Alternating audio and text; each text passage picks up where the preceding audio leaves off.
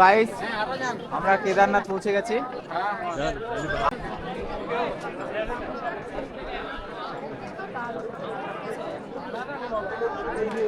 পাহাড়ের ভিউটা দেখো খালি একবার।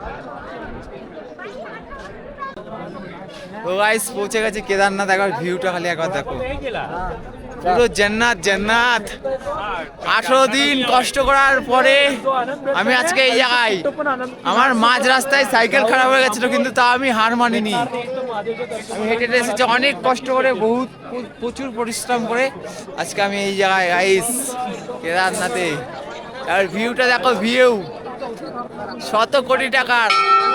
মনে আছে মরার আগেই স্বর্গে চলে এসেছি গাইস।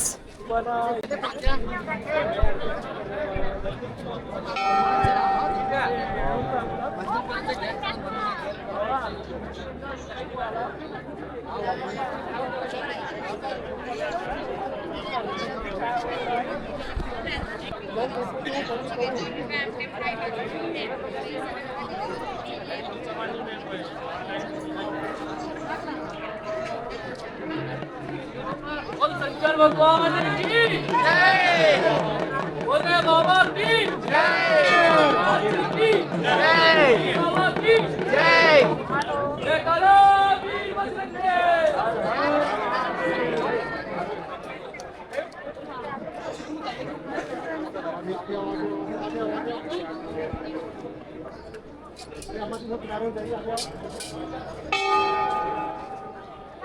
তো গাইস একবার মন্দিরটা দেখো, আমি একবার জুম করে তোমাদেরকে দেখাচ্ছি। ওই যে ভিতরে দেখতে পাচ্ছ গোল্ডেন কালারের, ওইখানেই বাবা ভোলেনাথ স্বয়ং বাবা ওখানেই বসে রয়েছে। আজকে আর মন্দিরে যে পুজো দেবো না, আজকে এমনি দর্শন করব। দেখি একটু পরে লাইনে দাঁড়াবো, কারণ একটুখানি আগেই আমি পৌঁছালাম এখানে। তো তোমরা ভিডিওটা কন্টিনিউ দেখতে থাকো, দেখা হচ্ছে ভিডিওর মাঝে, ভিডিওটা একদমই স্কিপ করবে না।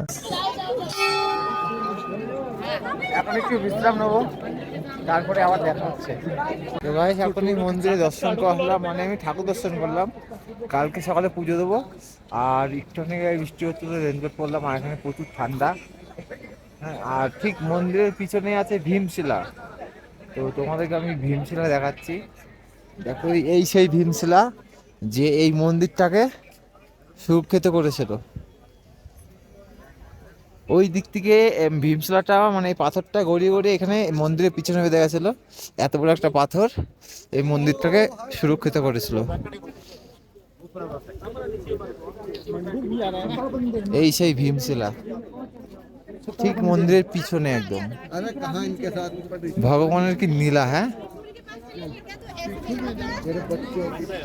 এই সে ভীমশিলা একদম পুরো মন্দিরের পিছনে মন্দিরটাকে পুরো বাঁচিয়ে দিয়েছিল কেদারনাথ। আর এদিকে মেঘগুলো দেখছো, এগুলো মানে মেঘের পিছনে বরফে ঢাকা পাহাড় আছে, আর অতিরিক্ত ঠান্ডা। ত্রিশূলটা দেখো কত সুন্দর। তো গাইস জান্নাত দেখো, জান্নাত এই দেখো।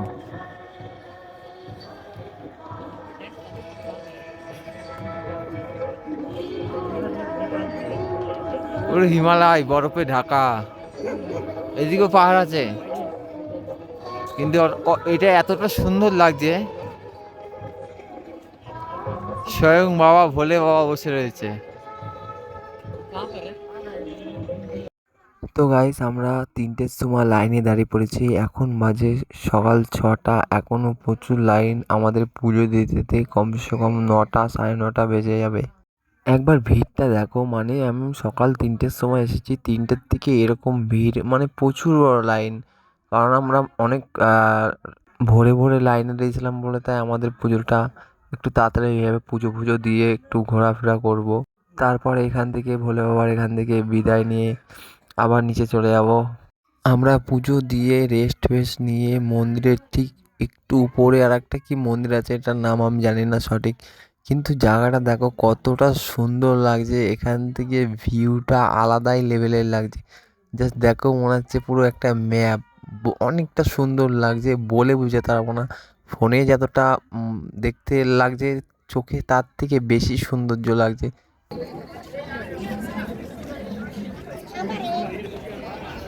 গাইস মনে হচ্ছে পুরো জান্নাত এসে জান্নাত। উফ। হর হর মহাদেব শিবা শম্ভু। তো প্রচুর পরিশ্রম করে কষ্ট করে আজকে আমি এখানে, আমি হার মানিনি। আমার মাঝ রাস্তায় সাইকেল খারাপ হয়ে গেছিল, তো আমি হার মানিনি, আমি হেঁটে হেঁটে এসেছি। অনেক কষ্ট হয়েছে, অনেক কষ্ট। আজ 17 দিনের মাথায় আমি কেদারনাথ মন্দিরে পৌঁছে গেছি। দর্শনে বই নিয়েছি বাইরের থেকে, কিন্তু কালকে পুজো দেবো, আজকে পুজো দেবো না। কালকে 3টের সময় লাইনে দাঁড়াবো। তো একবার কেদারনাথটা দেখে নাও। হর হর মহাদেব শিবা শম্ভু।